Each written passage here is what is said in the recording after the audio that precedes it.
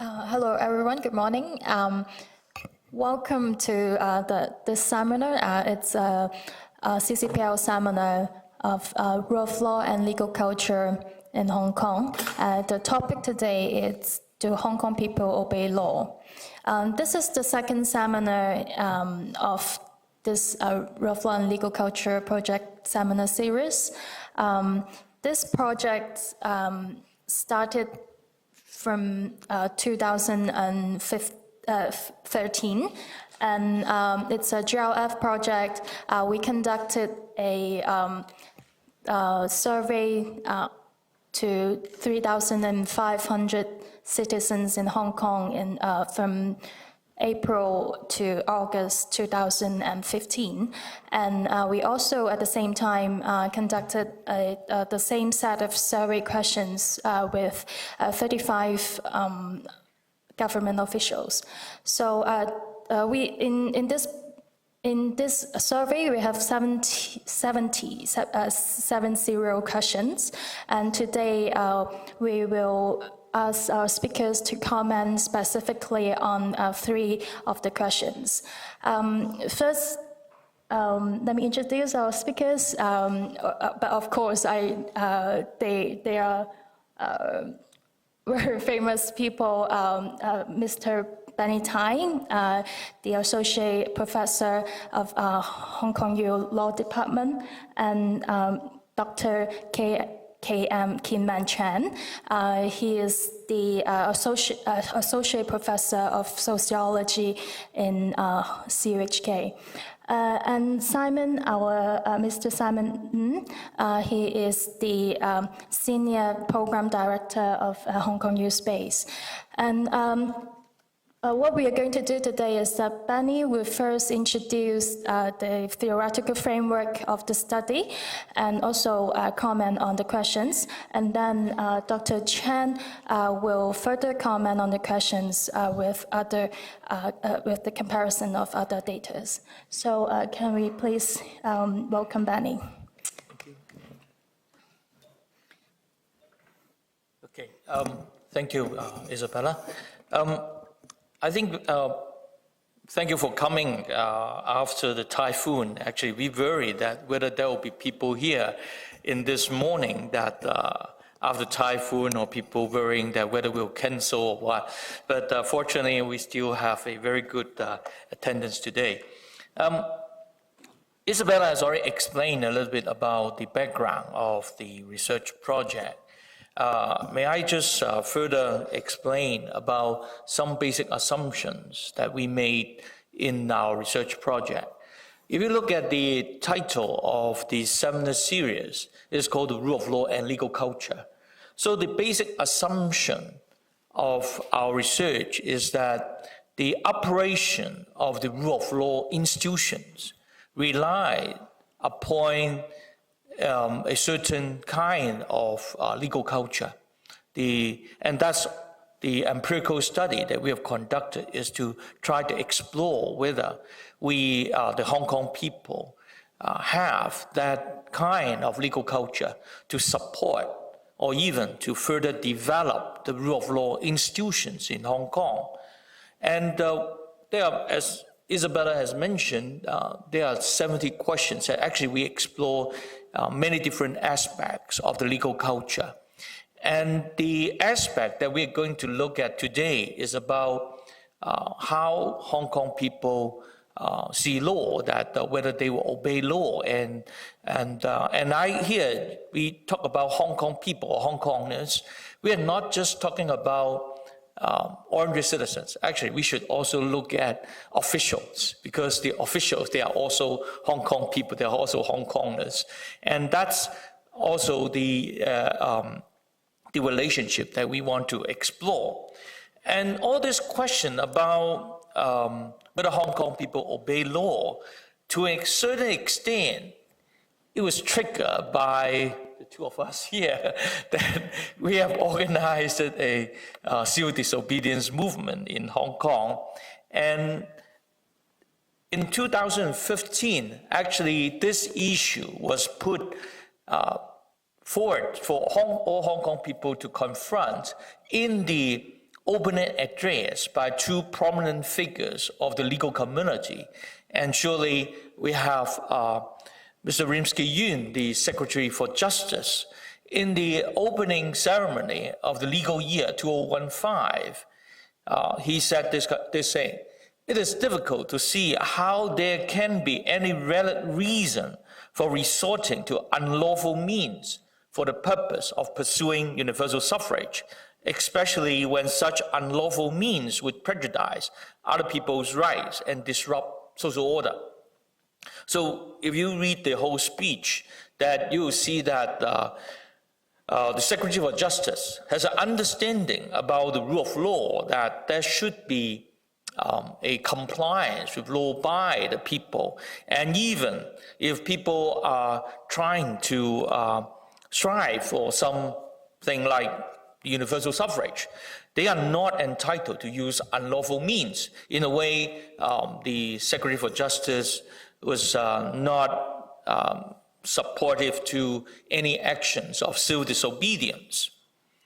But the chairman of the Bar Association at that time, Mr. Porshak, he say, overemphasis of the obey the law aspect of rule of law is the hallmark of a regime which is keen on using the law as a tool to constrain the governed, rather than as a means to constrain the way it governs.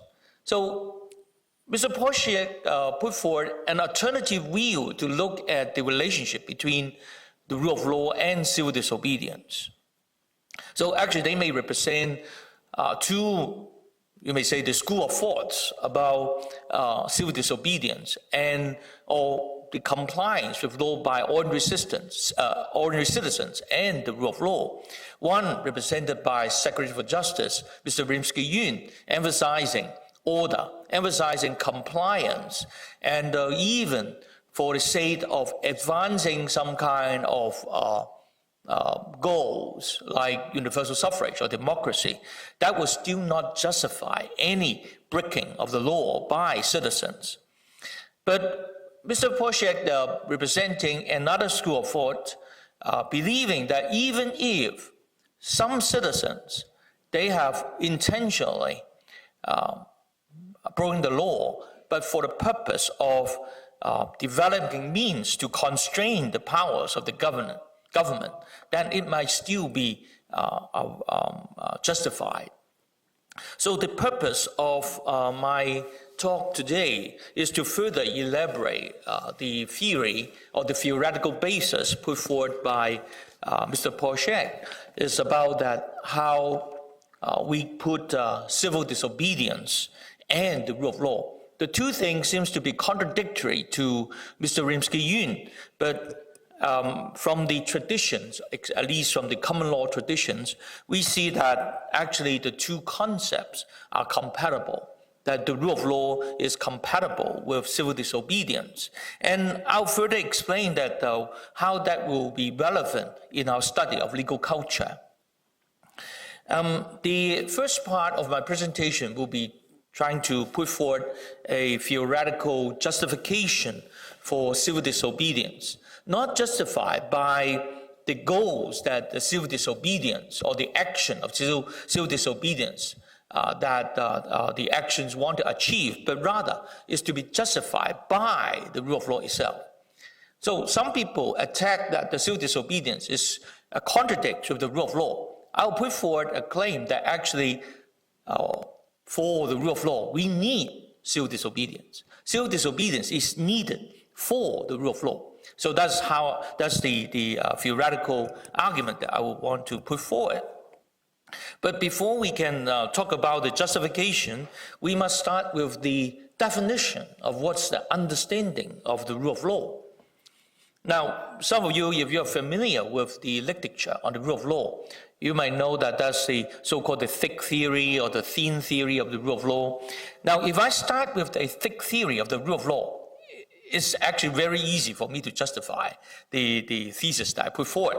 So I will start with a so-called a thin theory of the rule of law. And Brian Tamanaha I think he's a very famous rule of law scholar, and he actually is what we call the theme theorist, that he believed that what actually is rule of law, that, and that is a definition given by a very succinct definition given by Professor Tamanaha. Actually, that's very similar to a certain extent with Mr. Rimsky-Yun's understanding about rule of law, that government officials and citizens are bound by and abide by the law.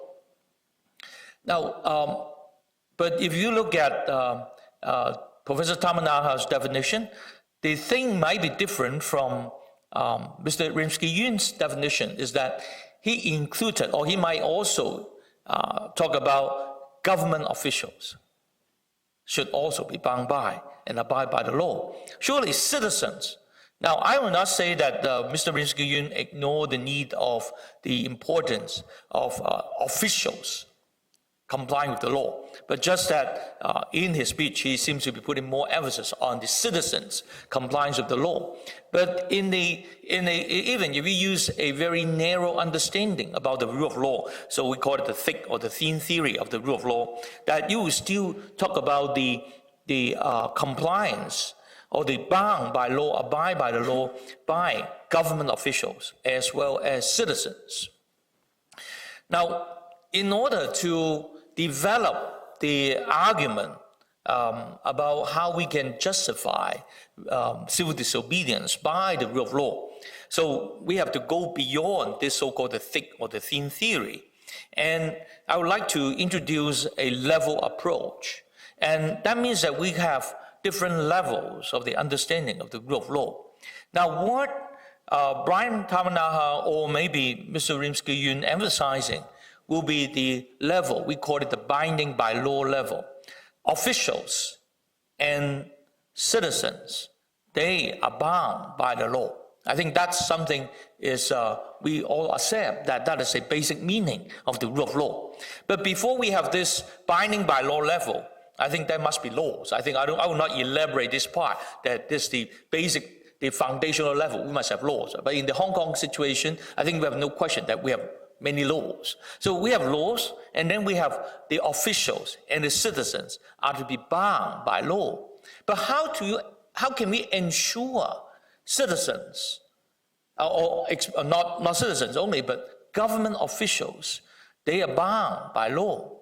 Now, even in the explanation given by Professor Tamanaha, he after introducing this very thin idea about the rule of law, okay, compliance, bound by law, government officials.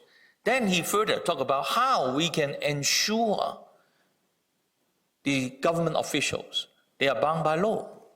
Now, that we get to a higher level of the rule of law, that we must have mechanisms to ensure government officials are bound by law. Now, for citizens, that whether they are bound by law, okay, they can be, if they breach the law, they will be prosecuted and they may be punished.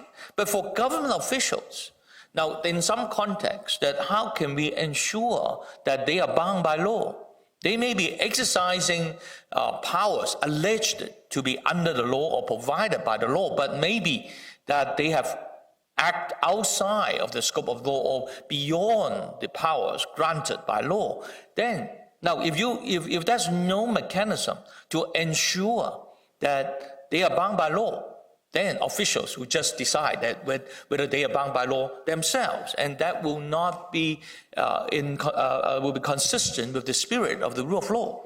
So I think all rule of law scholars will accept that the very important mechanism to ensure the officials are bound by law is through the judicial mechanisms.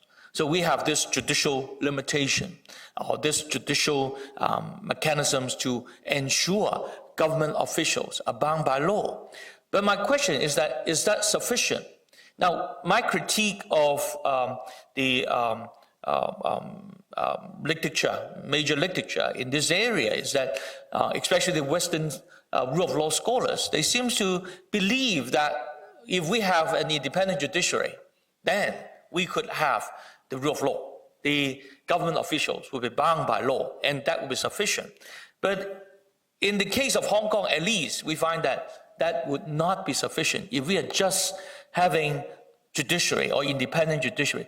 I'm not saying that is unimportant. It's very, very important and the major channel to ensure government officials are bound by law.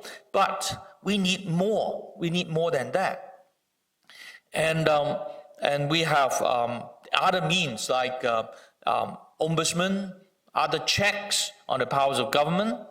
And we have the media that will also provide another check. And we have democratic election, and we have the civil society, a very robust civil society, to provide additional limitations or checks on the government powers.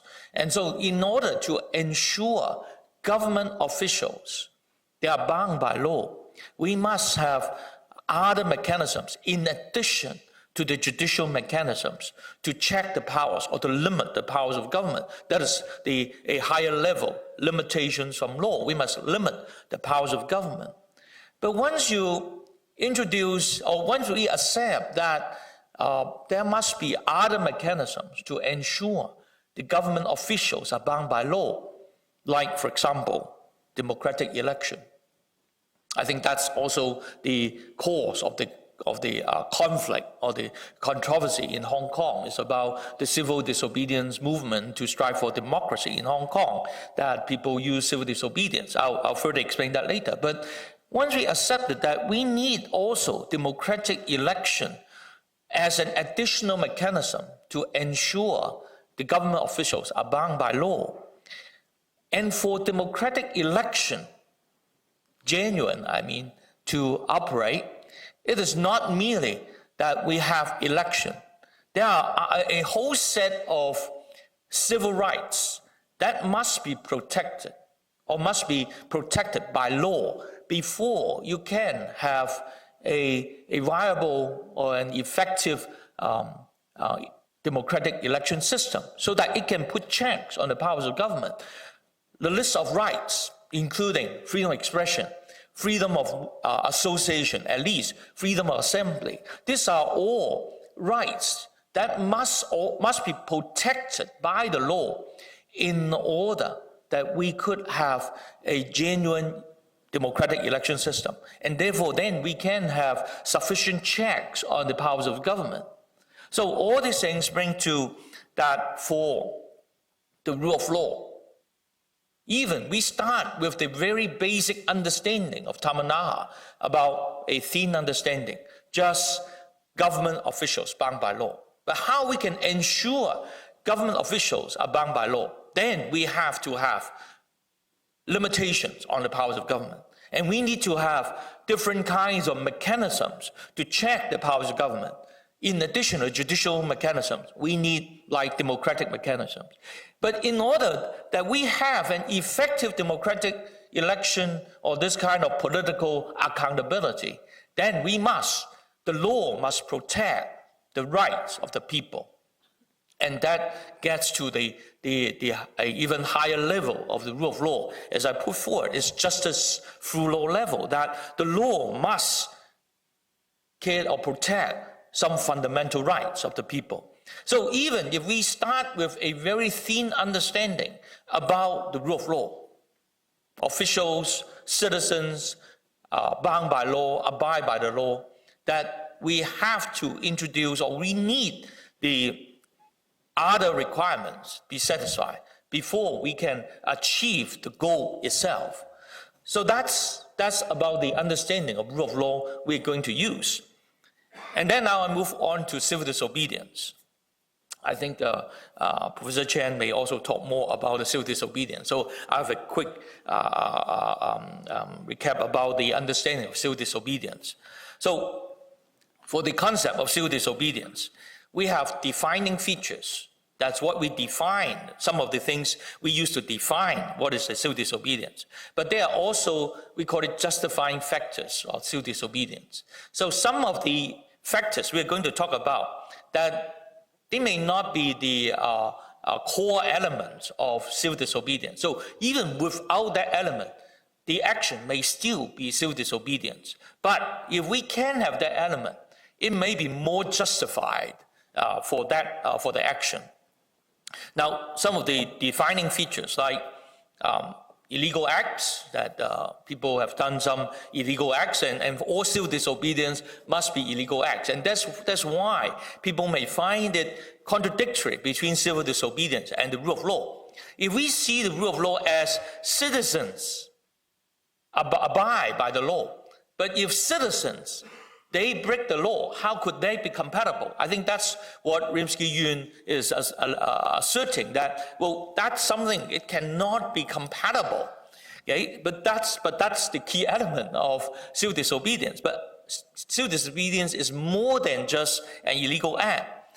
That is an act done publicly, and is an act done intentionally, and to do justice. I think that's the major difference from civil disobedience and all other kind of illegal actions, that the citizens, some citizens chose to breach the law, not for self-interest, but for a certain understanding of justice, even if people may disagree with their understanding of justice. And actually, the justice is a very contested concept. But I think the importance is that the people who commit the civil disobedience, that they believe conscientiously that they are doing the things not for self-interest, but for justice. Okay? Now that's the requirement, we call it the defining features of civil disobedience. Now, there may be other factors that we will call it the justifying factors, nonviolence. Now, some people will say that this must be the defining feature of civil disobedience, that all civil disobedience acts should be nonviolent. But you read through the literature on civil disobedience, it is more a justifying factor than a defining feature. And if you look at the definitions given by different scholars in this area, some include them into the defining features. Some will include them as justifying factors. So I would say that it's kind of marginal whether it's defining or justifying. But I think for the purpose of our discussion, it may not be too significant. But no matter you think it's a defining or justifying factors, that nonviolence might be something also included in the discussion of civil disobedience. And the actions must be proportionate. The objective it want to achieve and the means it used to achieve, it must be proportionate. And also the person must have exhausted all legal channels to achieve its goal, and the only remaining action would be civil disobedience. Now this, I think, is more a justifying factor than a defining feature. And the person who break the law, they willingly accept the legal responsibility, and that's more a justifying feature. And there must be a reasonable prospect of success. Again, from the literature, this is more a defining, a justifying factor. So summarizing all these points, that I use this definition of civil disobedience. Civil disobedience is a conscientious, public, intentional act of breaking the law, not for self-interest, but for justice. Now, it can be more justified if the act is also nonviolent and proportionate. If the civil disobedience act is committed after the exhaustion of all existing legal remedies, and the dissidents are willing to submit to punishment voluntarily, stronger justification force can be generated in most circumstances. So that's how I define civil disobedience. Now, one more thing I have to talk about civil disobedience before I proceed to link the two things together, the rule of law and the civil disobedience, is that because those who commit the civil disobedience acts, actually they could not do justice directly. I think all of those people who have done that knew that they could not kind of change the system or change the law directly just by their Civil Disobedience Acts. Now look at the consequence of the Civil Disobedience Acts. The consequence of the Civil Disobedience Act that they will be punished and they accept the legal responsibility of breaking the law. How could that change the law? Merely by the act itself. So the Civil Disobedience Act, by its nature, it is not to use this act to change, and it actually have no such capacity to do that. The objective of civil disobedience is in a way to alert the people in general, other people, about the injustice of the system, so that the people who in the past may not recognize the injustice of the system, through the action of civil disobedience, then they find that, okay, this might be something unjust, and they may take other form of actions which might be legal, like electing other people to represent them in the legislature or even in the government, so that the laws may be changed, so that the injustice can be removed. So that is the purpose, or the actual way of how civil disobedience could do justice. It is not the direct results that could generate from Civil Disobedience Acts. It is a kind of indirect results. Civil Disobedience Acts alert the people about the injustice of the system so that they will take further actions and the laws will be changed in the future. Now, put it another way, and that will be linked with the whole research project we have done, is about changing the legal or the political culture of the community through the Civil Disobedience Acts. Now, then, I now talk about how the two could be connected. Civil disobedience, the goal is to do justice. The rule of law, the goal. If we take even Brian Tamanaha's very thin definition of the rule of law, but at the end, we will have to link that with a much more substantive goal to do justice, to protect the fundamental rights of the people. So that's how the two is connected. They share the same goal, that the rule of law, if we find that the existing laws fail to protect the fundamental rights of the people, including the political rights of the people, at some point of time, at some kind of situation, it would be justified for people to break the law, to use Civil Disobedience Act to change, not directly but indirectly, the system or the laws or even the content of law, so that the justice can be achieved. So that is how the two things could be connected together. So maybe if you look at, even if you take the Brian Tamanaha's kind of thin definition, we could still come up with a conclusion that civil disobedience is compatible, or even we would say not merely compatible, it can be justified by the rule of law. Now, as I've mentioned that the rule of law, that's a basic assumption about the rule of law institution, the rule of law culture, or the kind of legal culture we needed to sustain. And I think that's also, again, I try to quote someone, which is a very, we call it the thin theorist, that they would only talk about the institutions and they talk about compliance with law and all these things in order to support my claim. If I quote some people that are like Dawkins or this kind of people, this kind of scholars, I think it's very easy for me to justify my point.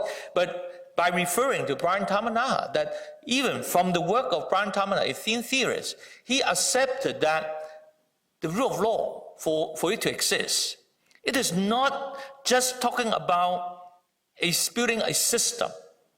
It's not merely just having a set of laws or some kind of institution to establish.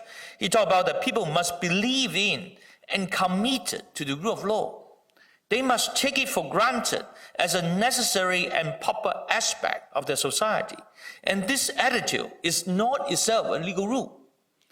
It amounts to a shared cultural belief. So even for Brian Tamanaha, this kind of thin theorists or institutionalists, that they will still believe that we need a kind of legal culture to support. So the relationship between the institution and culture, that we need a certain kind of legal culture to support the rule of law institution.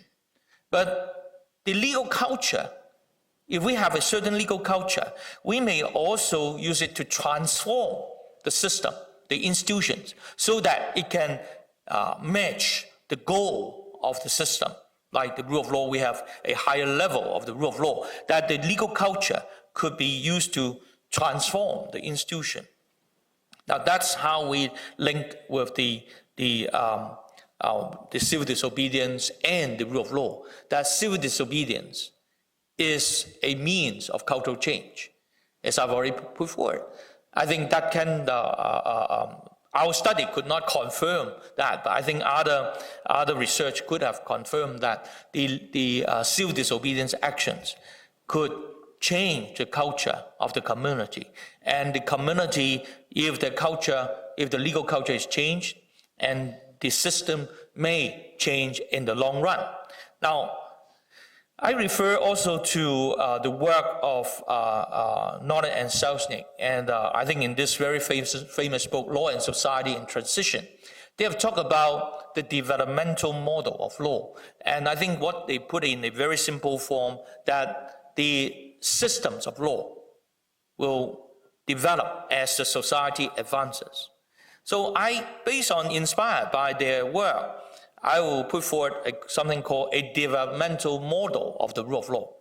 That the rule of law systems, as I put forward, we have the binding by law level, as asserted by Brian Tamanaha. Then the third level, the limitation from law. And the fourth level, that's the justice through law. These are kind of stages of the development of rule of law. Not just the developmental stages of law, but the developmental stages of the rule of law. And how we can advance the development of the rule of law. One mechanism or one means is civil disobedience. Civil disobedience is a way to help the society develop from a lower level of rule of law to a higher level of rule of law. From a system that only talk about compliance and talking about citizens follow the law, to a system in which we talk about limitations, mechanisms on the government powers, and not just the judicial, but also other forms of limitations, including democratic election, including protection of fundamental rights, and civil disobedience would be needed for that. So that's the theoretical basis of why we talk about compliance with law, the citizens and the government officials. Now, maybe the second part, I think because of time, the second part I'll quickly go through some of the questions and some of the findings we have from our study. Now, the questionnaires we have developed was developed at a time before the umbrella movement. And so we could not include, now the survey was conducted after the umbrella movement, but the questions were well developed before that. So we could not include some of the questions, most relevant questions, but at least I think it will throw some light on about the compliance with law. Isabella has also mentioned that we have two parts of our study. The first part is that we randomly selected people from the legal institutions, including the judiciary, legislature, and government departments, and also lawyers, practicing lawyers. And we have 35 people that they provide answers to the same set of questionnaires that we send to the 3,500 randomly selected Hong Kong citizens. They represent two kinds of cultures. One, we call it the internal culture. There's those who are responsible operating the legal institutions. And they are directly responsible operating the legal institutions. And then the external legal culture, that's the people in general, the ordinary public. And they represent the people who might be affected by the system. To a certain extent, they could participate, but I think they are more based on their perception about the situation. Now, so there's the two kinds of legal cultures. And every question we ask, we will set that what might be what we call a favorable assessment. Now, depending on how we ask the question, agree or strongly agree may be a favorable assessment to the rule of law culture.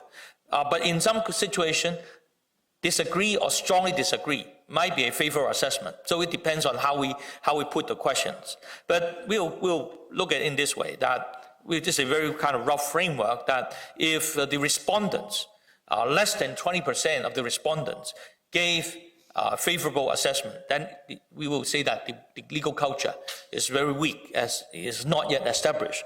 When it reached beyond 50% of respondents gave a favorable answer, we call it an established, the legal culture for that aspect is established. And if it's more than 90%, we call it entrenched. So we just look at some of the questions we have asked in the study. The first question is that all measures of the government, we just asked the people that do you agree or disagree with this statement? All measures of the government must be based on law. Now that's related with government officials, their compliance with law. I think it's quite straightforward. A favorable assessment to rule of law must be agree or strongly agree. And you'll find that no matter in the external and the internal culture, we find it is entrenched that overwhelmingly that the people respond that they agree that all measures of government must be based on law. So government officials, including the internal legal culture, those who are responsible for operating the system, they agree that we should, all measures of government must be based on law. Another question we ask that rulers should also follow the laws they make. And again, quite straightforward, is a favorable assessment must be agree and strongly agree. And we find that the internal culture is entrenched. Is 100% of people respond, say that rulers should also follow the laws they make. And external legal culture, also the general public expected that the officials, the rulers should follow the laws they make. Now, but when we ask this question, there's not that favorable results we have, that laws with uncertain meaning should not have legal effect. Now that's, at least from our theoretical framework, that a strongly agree and agree statement should be a favorable answer, a favorable assessment. But we find that for the internal legal culture, that only 47.3% of the people respond agree with this statement. So in other words, that laws with uncertain meanings might still have legal effect to some of them. So we call it is unestablished. That this is unestablished. For the external, strangely, the external legal culture is a bit stronger than the internal legal culture, because from other situations we find that in most cases the internal legal culture would be stronger than the external legal culture. But in this case, we find that the internal culture is weaker than the external legal culture. That the general public expected that uncertain meanings, they should not have legal effect. And we find it is established. But it's only very marginal, only 53.2. Unlike the two previous questions, that is overwhelmingly, we can find that the legal culture needed established. Now, the two questions that we put forward related with ordinary citizens, how they see the compliance with law. I say that it is nothing wrong not to follow laws if it will not affect other people. Now, I think the favorable assessment will be disagree and strongly disagree. And we find that the external legal culture is a bit stronger than the internal legal culture, but both established and actually strong or very strong. And the last question we have asked, I always try to follow the law, even I disagree with it. Now, I will not talk about what do we consider as a favorable assessment. And we just look at the results. Now, we find that there's a strongly agree and agree that's, again, very high percentage of people, no matter external or internal, that I will always try to follow the law even if I disagree with it. Now, it's why I have not put down what should be a favorable assessment, because it depends again on the rule of law theory you're using. Now, if people blindly just follow the law without questioning the injustice of the law, actually it may not be compatible with the rule of law idea that I've just put forward. But if people follow the kind of rule of law idea advanced by like Mr. Rimsky-Yun, compliance with law is something that is about rule of law. Rule of law is about people obey the law. Then this will be a very favorable assessment. It will be a very favorable assessment. But if we use a more, I would say, more sophisticated understanding about the rule of law, the rule of law is about to do justice, to protect basic rights, to check the powers of government. But if the law itself cannot provide that kind of protection, now this may be against the rule of law. This attitude, that's just, I always try to follow law even if I disagree with it, that actually may not support a legal culture that will allow the advancement of the rule of law through like actions of civil disobedience. So that's why I keep it open, that I have not said that this is whether it's favorable or not, because it depends on your theoretical understanding about the rule of law, even though I put forward my understanding of the rule of law. But I think it could be open for discussion, and you can express your views, especially on this point. Thank you.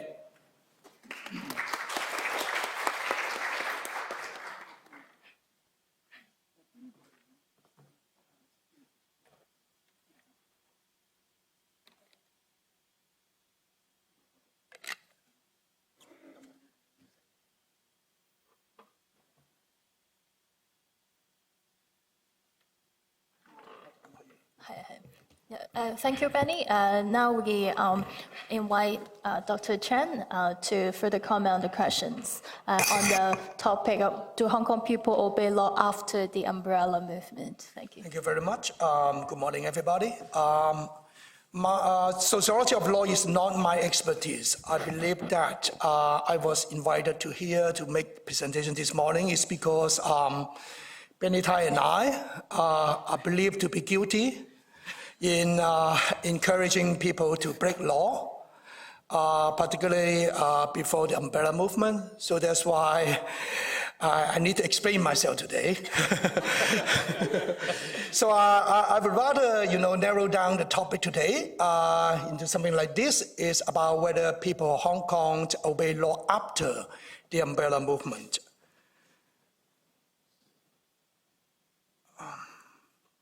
Okay.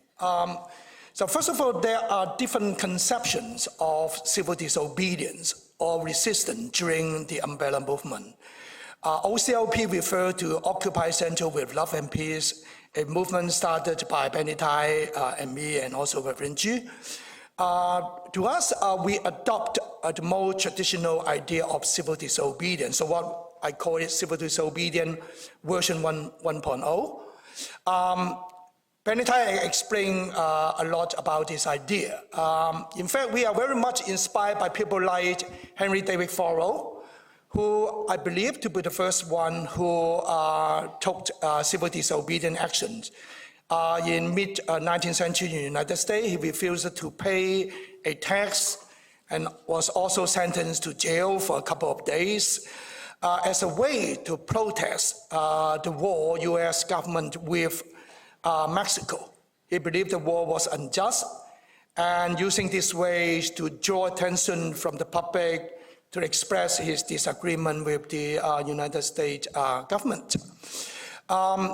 Using this very original model, I will say that there are different conditions when we adopt civil disobedience. First, it will only be used in grossly unjust situation. Second, the main purpose is to gain sympathy full self-sacrifice. Number 3, disrupting law and order proportionally. Benny Tai have already explained about it. Non-violence and also non-resistance during arrest. And also at the end, shouldering legal responsibilities. And so this is the idea of the most traditional civil disobedience adopted by our movement. But there are other ideas during the umbrella movement, particularly among students. They have their own idea of civil disobedience. Yes, they also believe that it should be nonviolent, but they rather adopt a more proactive, resistance tactics by, say, for example, building, physical robots or using human body as robot to, stop the police deployment. They will just raise their hand in order to show that they believe in nonviolence and not going to fight with the police. Even if at the end they escalate their actions, they were not fighting with police. They just use their own bodies as a way to block the police or to storm the government offices. Still, the leaders also believe that they should take up legal responsibility. But as I witnessed, most followers of this student did not at the end take up this legal responsibility. They didn't turn themselves into police station. They tried to avoid arrest. So I see the differences between how the student leader advocates the idea of their own version of civil disobedience and their followers. And there are also another idea of resistance, which was adopted by some militants, Yongmo Pai. They regard it as not a civil disobedience, not a social movement, but a revolution. They believe that only violence could generate sufficient pressures to the regime. And they also believe that they should avoid being hurt or arrested by police. So this idea is completely different from the idea of civil disobedience advocated by OCLP. So there are different versions of resistance during the movement. So what will be the consequence when there are such different ideas of civil disobedience? Now, when we talk about the consequence, I would say that there have been a lot of misunderstanding about the effect of the movement. Say, for example, many people will accuse that the movement had caused economic damage to Hong Kong. But in fact, whether we have sufficient evidence to say that the movement had damaged Hong Kong economy, in fact, is very dubious. Look at this figure, which is a figure created by Ming Pao with source of data from different government authorities. Now, look at this. This is about the number of tourists and also the volume of retail sales. And to many people's surprise, in fact, during the occupation, in fact, if you look at this park, in fact, the number of tourists have been picking up during the occupation. We have more tourists from China coming here to take photo in MOT, in Mongkok with Xi Jinping, and although in fact we have more tourists instead of less tourists, during that period of time. And look at the sale volume, retail sale volume. In fact, it was also picking up during that period of time. We have more, sales during that period of time. Probably people rush to some grocery store to buy, bottled waters, medicines, masks. And when we have more tourists from China, they went to Mongkok and visit those jewelry shops, they still open during that period of time. So in fact, we have more sales, retail sales during that period of time. Yeah, it's a matter of fact that after that, it started to drop. But there are other reasons that might cause this drop of number of tourists or even resale sales. Say, for example, the government have changed the visa arrangement of tourists from China to Hong Kong. This is, I guess, is one of the most important factors that affect the number of tourists from China to Hong Kong. and also anti-corruption campaign in China and so on and so forth. There are different reasons that we really need time to investigate instead of just making very simple ungrounded accusations saying that the movement had damaged Hong Kong economies. So this is one of the examples I would like to show you that sometimes we have this myth, a belief which is not totally granted by evidence. Now, then let's talk about whether the movement had really damaged rule of law in Hong Kong. Whether people believe that we don't need to obey law anymore, even we adopt this very thin theory of rule of law. Now, this is a graph showing the number of crimes in Hong Kong in the past 10 years that I create with data from Hong Kong Police Force. It is very clear that there is a trend of declining crime rate in Hong Kong. This is the absolute number of crime in the past 10 years. It has been declining. Even after 2014, the trend keep on declining. If we also look at the proportion to population, that is the crime rate, it's the same. We also have a trend of declining crime. So it seems that even after the movement, you have no evidence saying that people now have no respect to law, people will break law casually. Look at this crime number. We don't have this evidence to say this. How about the perception, people perception about rule of law? This is a graph I create using data from Hong Kong U Population Opinion Program. This is the data showing how people perceive rule of law since the handover from 1997 up to today. There has been ups and downs, but please take note that even there has been up and down, the range is somewhere between 6 and 7. So the people will be asked to rate rule of law from 0 to 10. So even there has been ups and downs, it's still in good side. That means people still believe that we enjoy quite a good amount of respect of rule of law in this year. It's clear. I'm sorry. It is clear that after 2012,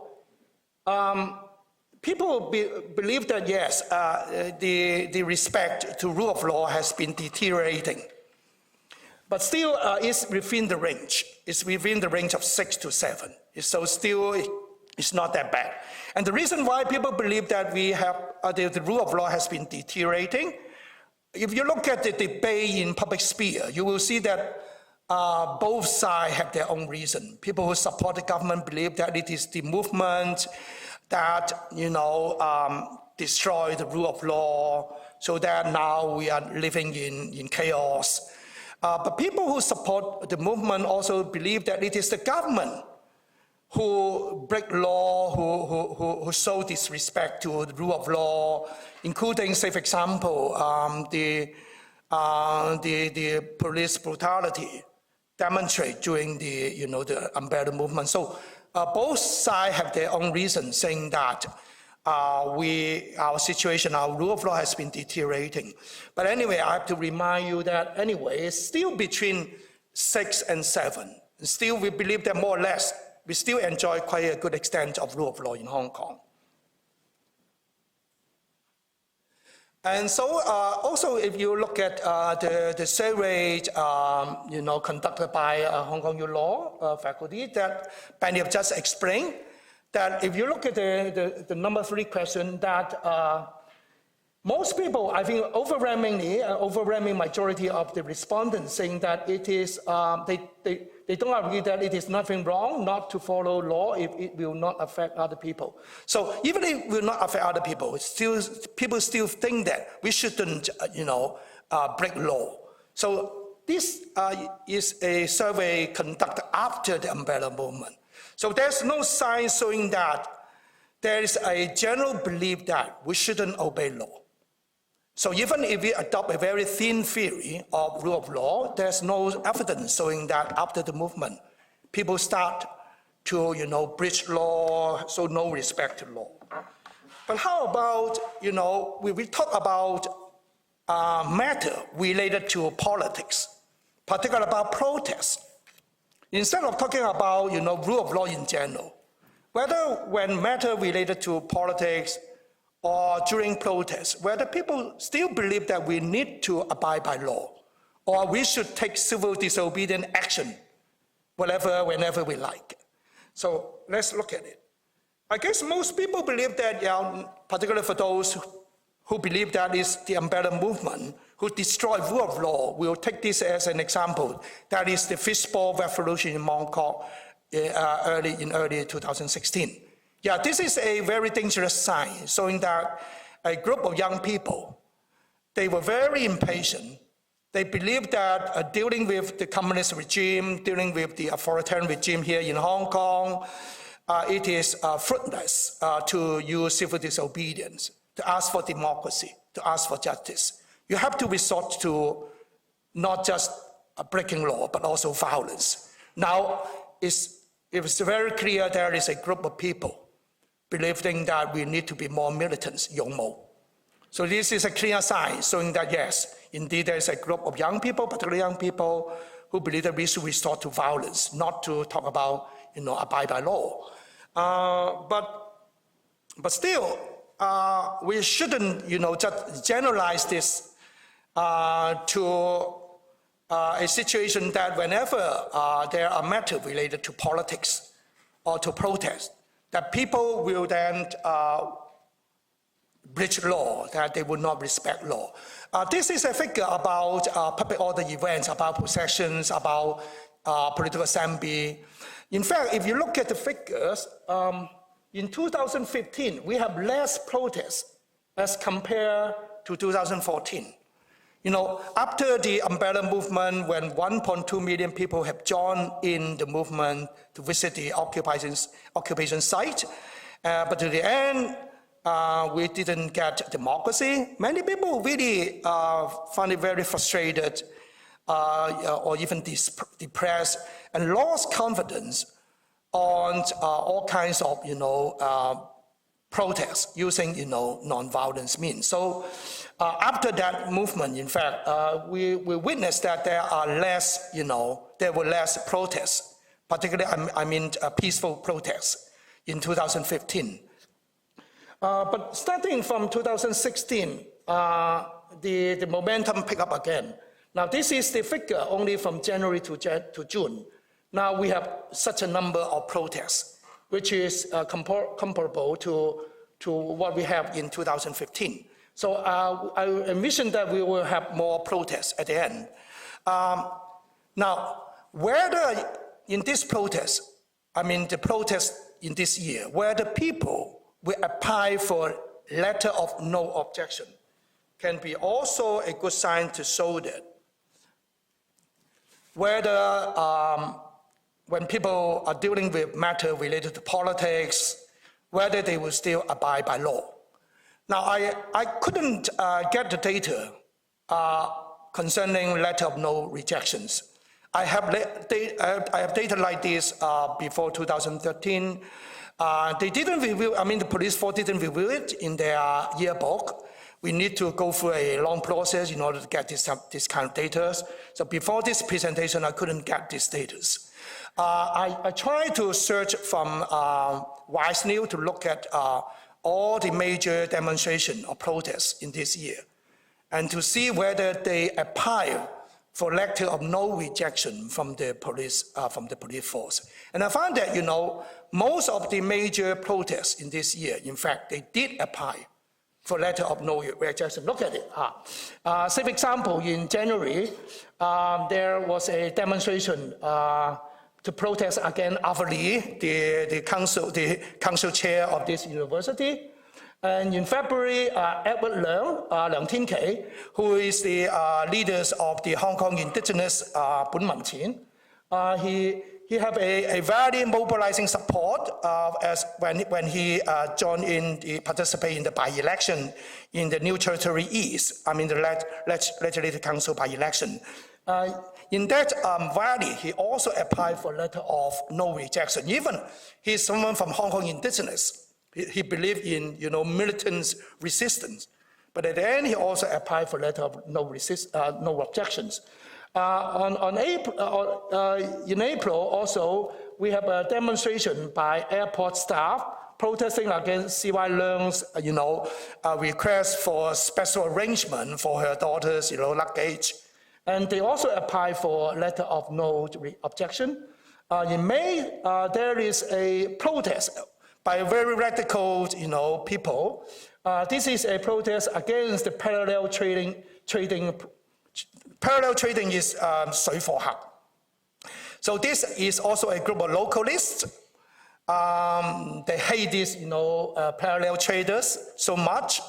But at the end, they also apply for letter of no objections.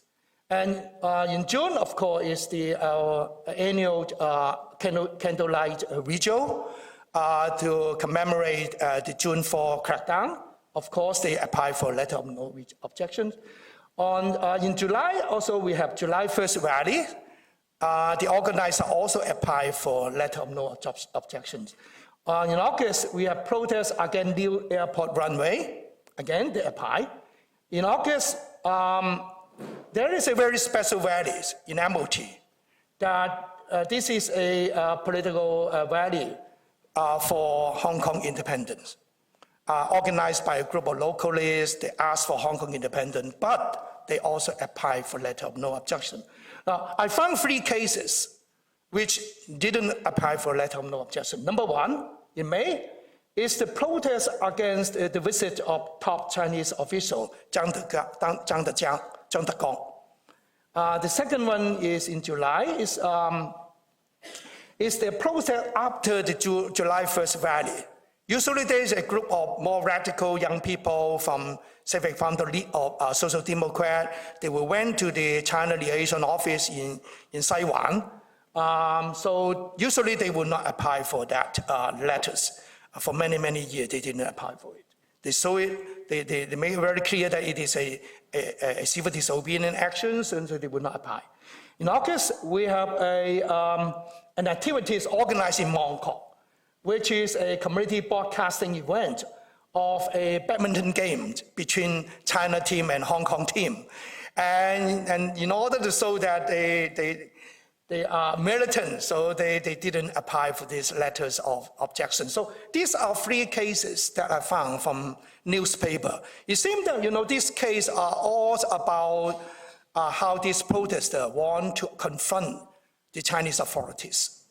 So that's why they don't want to apply for this letter of objection. So it is a very specific, area of protest that now people will be willing to adopt a tactic, which is either violence or civil disobedience, something directly related to Chinese authorities.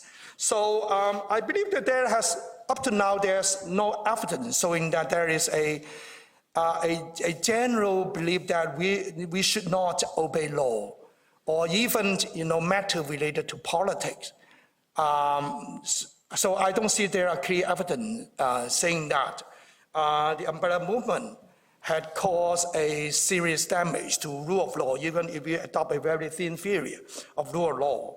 But who knows what happened next, So I believe that, in the coming March, if this guy continues his office, if he is once again handpicked by Beijing, it is a clear sign showing that Beijing will continue its hardline approach to Hong Kong.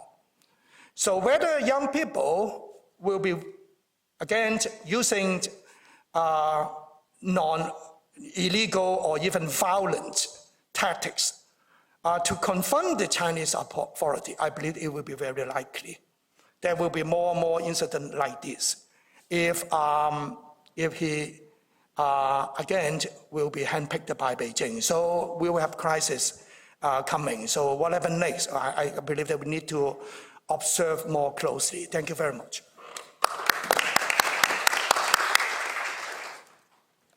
Thank you, Benny, and thank you, KM. Our first part is finished, and now we have prepared some refreshment outside the hall. And the second part, Mr. Simon Ng would comment on Benny and KM's speech after the refreshment. So we'll have 15 minutes break, and then we'll come back for the second part. Thank you.